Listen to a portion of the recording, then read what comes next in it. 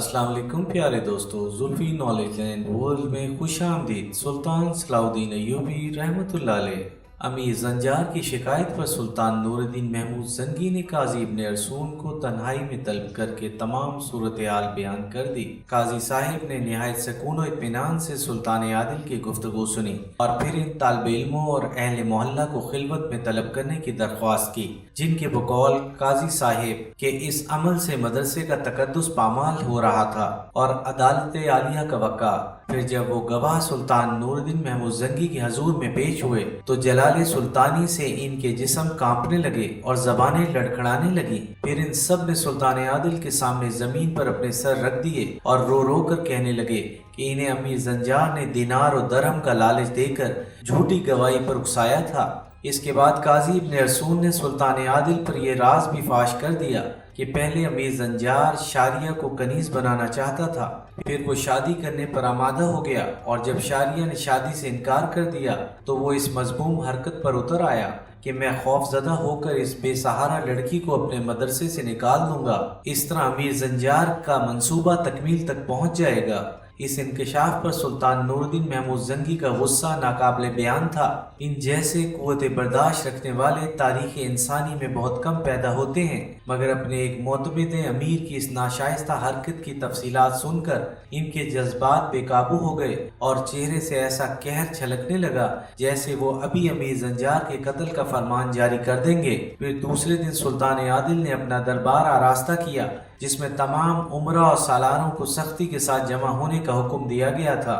کسی کو کچھ خبر نہیں تھی کہ ایسا کیوں کیا گیا ہے۔ عام طور پر حاضرین دربار کا خیال تھا کہ سلطان عادل کو کوئی خاص جنگی مہم درپیش ہے، اسی لیے ہنگامی اجلاس طلب کیا ہے۔ پھر جب تمام عمرا اور فوجی سالار جمع ہو گئے تو سلطان نور الدین محمود زنگی نے انتہائی پرجلال لہجے میں امیر زنجار کو مخاطب کیا، جو عمرا کی اگلی قطار میں بڑی شان اور غرور کے ساتھ بیٹھا ہوا تھا۔ زنجار میرے قریب آؤ اور تخت کے نیچے کھڑے ہو جاؤ۔ سلطان نور الدین محمود زنگی کا لہجہ نہایت تحقیر آمیز تھا۔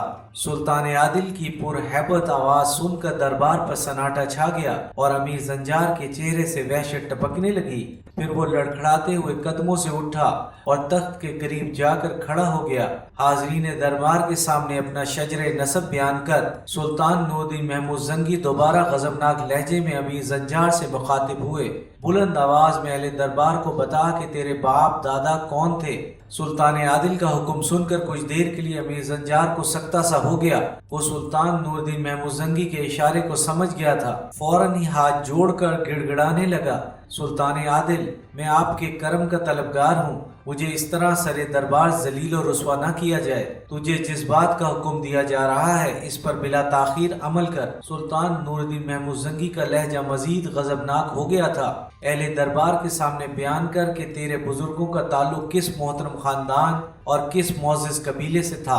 رحم کی درخواست مسترد کر دی گئی تھی۔ مجبوراً امیر زنجار حاضرین دربار کی طرف مڑا اور تمام عمرا، فوجی سالاروں اور شعبہ جاسوسی کے اعلیٰ افسروں کو مخاطب کر کے کہنے لگا، حاضرین دربار جان لیں کہ میرا تعلق ایک کم ترین خاندان سے ہے، جس کے تمام افراد سود کاٹ کر اپنی گزر اوقات کیا کرتے تھے، اور ان کی معاشرتی حیثیت یہ تھی کہ بڑے قبائل کے لوگ انتہائی حقارت کے ساتھ میرے باپ دادا کو جلاح کہہ کر پکارتے تھے۔ امیر زنجار کا اعتراف سن کر تمام حاضرین اپنی اپنی جگہ سہم سے گئے۔ کسی کی سمجھ میں نہیں آ رہا تھا کہ سلطان عادل نے امیر زنجار کو اپنا ماضی بیان کرنے پر کیوں مجبور کیا ہے۔ بس 4 افراد یعنی قاضی ابن ارسون، نجم الدین ایوب، اسد الدین شیرکو اور یوسف صلاح الدین ہی اس راز سے باخبر تھے کہ امیر زنجار کے ساتھ یہ سلوک کیوں کیا جا رہا ہے۔ جب امیر زنجار اپنا شجر نسب بیان کر چکا تو سلطان نور الدین محمود زنگی اس سے مخاطب ہوئے، اسلام نے تجھے عزت اور سربلندی بخشی،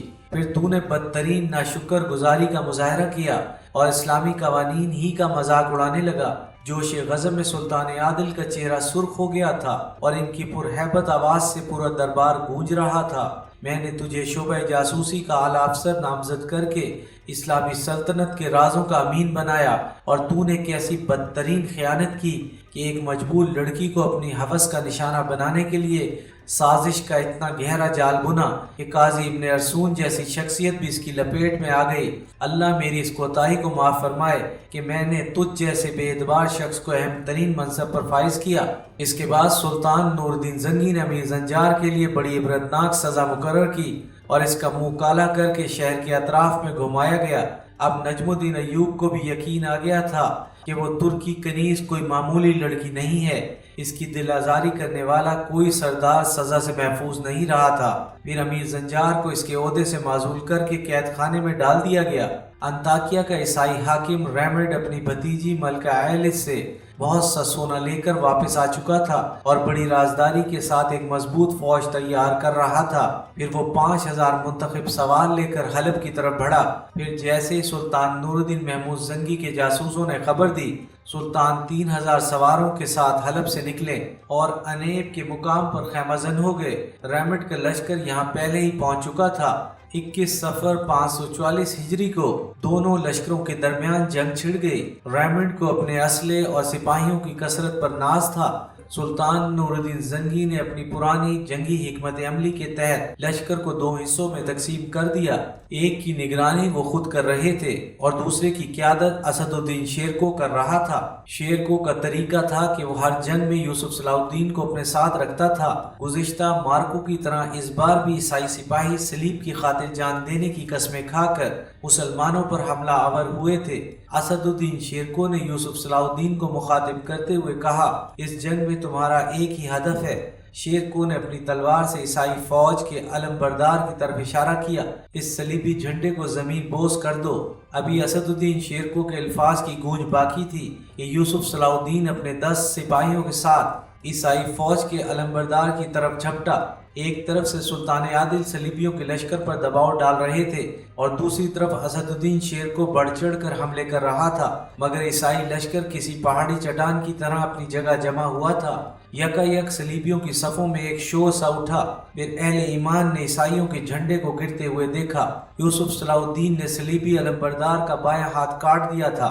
اس سے پہلے کہ وہ سنبھلنے کی کوشش کرتا، یوسف کی شمشیر کا دوسرا وار اس کی گردن سے کمر تک اتر گیا تھا۔ حاکم انطاکیہ ریمنڈ جو قریبی مسلمانوں سے نبرد آزما تھا، اس نے بڑی حسرت اور دکھ کے ساتھ صلیبی جھنڈے کو گرتے ہوئے دیکھا۔ اچانک اسد الدین شیرکو کی نظر ریمنڈ پر پڑی۔ وہ عقاب کی طرح عیسائی حاکم پر جھپٹا اور ریمنڈ کے گرد جمع ہو کر لڑنے والے محافظ سپاہیوں کو کاٹتا ہوا حاکم انطاکیہ تک پہنچ گیا۔ وہ عقاب کی طرح عیسائی حاکم پر جھپٹا اور ریمنڈ کے گرد جمع ہو کر لڑنے والے محافظ سپاہیوں کو کاٹتا ہوا حاکم انطاکیہ تک پہنچ گیا۔ ریمنڈ کو یقین نہیں آ رہا تھا کہ مسلم سالار اتنی آسانی سے اس کے حفاظتی دستے کو تہہ تیغ کر کے اس تک پہنچ سکتا ہے۔ ریمنڈ کچھ دیر تک اسد الدین شیرکو کی شمشیر خارا شگاف سے بچتا رہا، مگر ایک بار اتنا پرفریب تھا کہ ریمنڈ اسے سمجھ ہی نہیں سکا۔ حاکم انطاکیہ نے اپنی ڈھال بائیں طرف کی، لیکن شیرکو نے برق کی سی تیزی سے پینترا بدل کر دائیں طرف سے وار کیا اور دوسرے ہی لمحے ریمنڈ کی گردن کٹ کر زمین پر گر پڑی۔ اپنے سردار کا یہ حشر دیکھ کر صلیبی سپاہیوں نے اسد الدین شیرکو کو اپنے نرغے میں لے لیا۔ شیرکو نے تیغ زنی کے بے مثال جوہر دکھائے اور 15-20 عیسائی سپاہیوں کے سر قلم کر دیے، مگر وہ اکیلا تھا، صلیبیوں کا حصار توڑنے میں ناکام رہا۔ اسد الدین شیرکو کئی زخم کھا چکا تھا، اب اسے زندہ بچنے کی کوئی امید نہیں رہی تھی۔ آخر اس توقع پر کہ قریب لڑنے والے مسلمان سپاہی اس کی آواز سن لیں، اسد الدین شیرکو نے پوری طاقت کے ساتھ نعرہ تکبیر بلند کیا۔ یوسف صلاح الدین زیادہ دور نہیں تھا، اس نے چچا کی آواز سنی اور اپنے 10 سپاہیوں کے ساتھ آواز کی طرف پلٹا۔ پھر پشت کی طرف سے ان صلیبیوں پر ایک بھرپور حملہ کیا جو اسد الدین شیرکو کے چاروں طرف حصار کیے ہوئے تھے۔ تھوڑی ہی دیر میں یہ حصار ٹوٹ گیا۔ اسد الدین شیرکو شدید زخمی ہو چکا تھا، لیکن تازہ کمک نے اس کے حوصلے بلند کر دیے۔ یوسف صلاح الدین اور اس کے ساتھیوں نے بیشتر صلیبیوں کو موت کی نیند سلا دیا، باقی جان بچا کر فرار ہو گئے۔ پھر جب یوسف صلاح الدین چچا کے قریب پہنچا تو اسد الدین شیرکو لڑکھڑا رہا تھا۔ ایپیسوڈ 26 اختتام پذیر ہوئی۔